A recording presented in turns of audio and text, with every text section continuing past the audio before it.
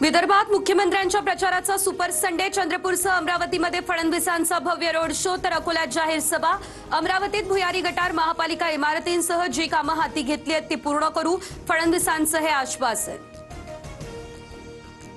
अकोला महापालिका निवडणुकीत महायुती 60 पारचं टार्गेट पूर्ण करणार। अकोल्यातील प्रचार सभेत मुख्यमंत्र्यांकडून विजयाचा विश्वास व्यक्त। उद्धव ठाकरेंच्या मुंबईमधील शाखांना भेटी। फडणवीस तुम्ही हिंदू आहात की नाही ते आधी सांगावं।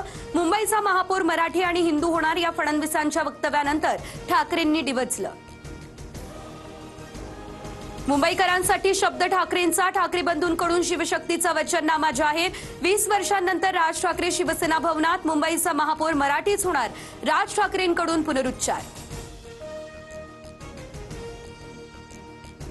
हा वचननामा नाही तर अपचननामा, आम्ही भ्रष्टाचाराचा कारनामा म्हणून पुस्तक काढणार आहे। ठाकरे बंधूंच्या वचननाम्यावर आशिष शेलार यांचीही टीका। उद्धव ठाकरेंचा भाजपच्या मुंबई अध्यक्षांवर जोरदार हल्लाबोल। ठाकरेंकडून अमित साटम यांच्यावर टीका करताना चाटम असा उल्लेख।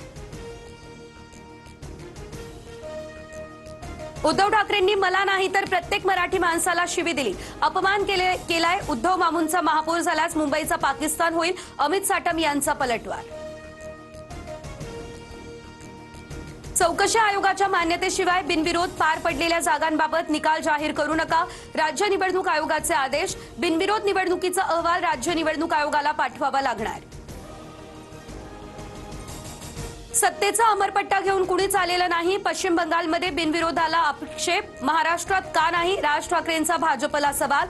जनतेच्या कोर्टात आमचे उमेदवार निवडून आलेत, बिनविरोधावरील आक्षेपावर फडणवीसांचं उत्तर।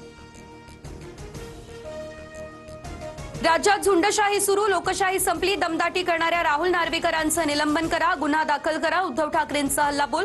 बिनविरोध निवड झालेल्या वॉर्डाची प्रक्रिया रद्द करून पुन्हा निवडणुकीची मागणी।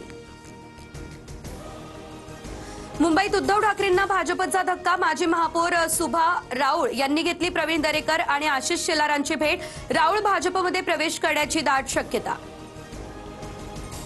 अमित ठाकरे यांच्यासमोर मृत बाळासाहेब सरवदे यांच्या मुलांचा टाहो, कुटुंबियांचा आक्रोश। मुख्यमंत्र्यांनी एक दिवस प्रचार सोडून सरवदे यांच्या कुटुंबियांना भेटावं, अमित ठाकरेंची मागणी।